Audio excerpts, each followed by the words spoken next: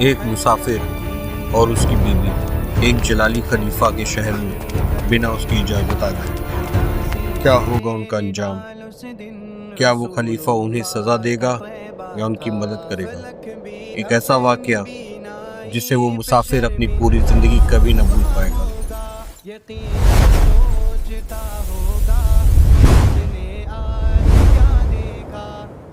امیر المومنین حضرت عمر رضی اللہ تعالیٰ عنہ اپنی خلافت کے زمانے میں اکثر رات کو چوکیداری کے طور پر شہر کی حفاظت بھی فرمایا کرتے تھے۔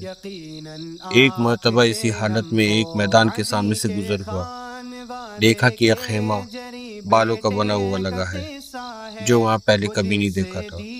اس کے قریب پہنچے تو دیکھا ایک صاحب بیٹھے ہیں اور خیمے میں سے کچھ کرہانی کی آواز آ رہی ہے۔ سلام کر کے ان صاحب کے پاس بیٹھے اور دریافت فرمایا، کون ہو تم؟ انہوں نے کہا، ایک مسافر ہوں، جنگل کا رہنے والا ہوں، امیر المومنین کے سامنے اپنی ضرورت پیش کری کچھ مدد چاہنے کے واسطے آیا ہوں۔ دریافت فرمایا، یہ خیمے میں سے آواز کیسی آ رہی ہے؟ ان صاحب نے کہا، میاں جاؤ، اپنا کام کرو۔ آپ نے اصرار فرمایا، نہیں بتاؤ، کچھ تکلیف کی آواز آ رہی ہے۔ ان صاحب نے کہا، عورت کی ولادت کا وقت قریب ہے، درد ذہن ہو رہا ہے۔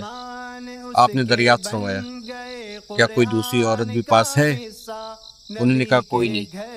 آپ وہاں سے اٹھے اور مکان تشریف لے گئے اور اپنی بیوی حضرت ام کلثوم رضی اللہ عنہا سے فرمایا کہ ایک بڑے ثواب کی چیز مقدس سے تمہارے لیے آئی ہے۔ انہوں نے پوچھا، کیا ہے؟ آپ نے فرمایا، ایک گاؤں کی رہنے والی بیچاری تنہا ہے، اس کو درد ذہن ہو رہا ہے۔ انہوں نے ارشاد فرمایا کہ ہاں، تمہاری صلاح ہو تو میں تیار ہوں۔ اور کیوں نہ تیار ہوتی، یہ بھی تو آخرکار سیدہ فاطمہ رضی اللہ عنہ کی صاحبزادی تھی۔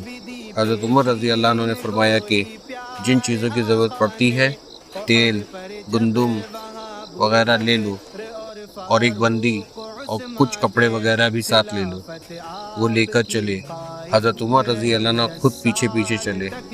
وہاں پہنچ کر حضرت ام کلثوم رضی اللہ عنہ خیمے میں چلی گئیں اور آپ نے آگ جلا کر ہانڈی میں دانے ابالے۔ اتنے میں ولادت سے فارغ ہو گئی۔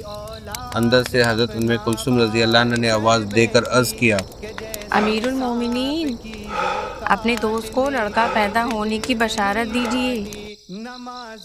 امیر المومنین کا لفظ سن کر وہ صاحب گھبرا گئے۔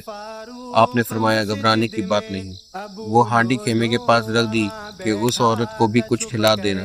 حضرت ام کلثوم رضی اللہ عنہ نے اس کو کھلایا، اس کے بعد ہانڈی بہا دے دی۔ حضرت عمر رضی اللہ عنہ نے اس بدو سے کہا، لو تم بھی کھاؤ، رات بھر تمہاری جگنے میں گزر گئی۔